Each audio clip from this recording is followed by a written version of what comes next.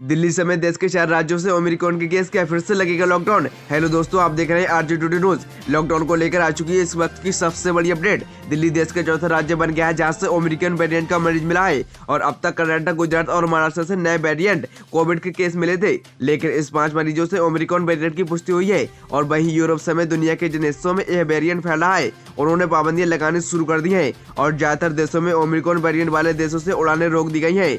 और वहीं एक तरफ भारत में इस तरह का कोई प्रतिबंध अभी तक नहीं है और साथ ही ओमिक्रॉन का खौफ ज्यादा है। ऐसे में लोगों के मन में ये सवाल है कि क्या फिर से लॉकडाउन लगेगा। आइए जानने की कोशिश करते हैं कि लॉकडाउन को लेकर केंद्र व राज्य सरकार का रुख क्या है और क्या अभी भी लॉकडाउन लगाना सही होगा कि नहीं। चलिए जानते हैं। ओमिक्रॉन के चलते टोटल लॉकडाउन की संभावना बेहद कम है और जहां केसेस आ रहे हैं वहां लोकलाइज स्तर पर प्रतिबंध लागू किए जा सकते हैं। वहीं एक तरफ राष्ट्रीय स्तर पर लॉकडाउन की कोई योजना नहीं है। वहीं नीति आयोग के सदस्य स्वास्थ्य डॉक्टर वी.के. पॉल ने कहा कि अभी ऐसी कोई कदम जरूरी नहीं है कि उन्होंने कहा कि देश इस चुनौती का सामना करने के लिए पूरी तरह तैयार है और उन्होंने कहा कि नागरिकों को हर समय मास्क पहनने की जिम्मेदारी निभानी होगी। और साथ ही दूसरी लहर जिसमें कोविड से सबसे ज्यादा मौतें हुई तभी भी लॉकडाउन नहीं था। फिलहाल लॉकडाउन से उतना खतरा नहीं है, इसलिए लॉकडाउन की संभावना ना के बराबर है। चलिए जानते हैं आगे रिपोर्ट में क्या बड़ी अपडेट निकलकर सामने आ रही है। भारत समेत पूरी दुनिया में लॉकडाउन के चलते तगड़ा आर्थिक नुकसान सहा है, लेकिन यही वजह है कि ज्यादातर देश उस दौर की तरफ लौटना नहीं चाहते हैं।